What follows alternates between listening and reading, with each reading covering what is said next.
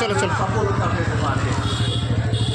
অপরদিকে আমরা দেখেছি নেতাজি সুভাষচন্দ্র বসুকে, তিনি বলেছিলেন ভারতবাসীকে, তোমরা আমায় রক্ত দাও, আমি তোমাদের স্বাধীনতা দেব।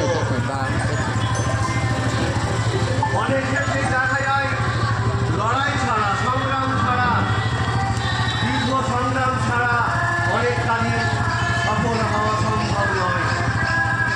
তার জন্য দেখেছি ব্রিটিশদের কড়া হাত, অত্যাচারের হাত, হাজার হাজার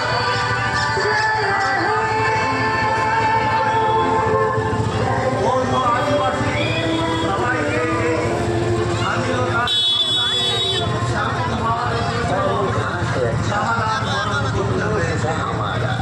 ক্ষুদিরাম বসু 18 বছরের তরুণ তাজা যুবক, ফাঁসি কাটতে যুদ্ধ হয়েছে। আমাদের একটু দাঁড়াও দাঁড়াও, একটু দাঁড়াও না, হয়ে গেছে তো, চলে আসো।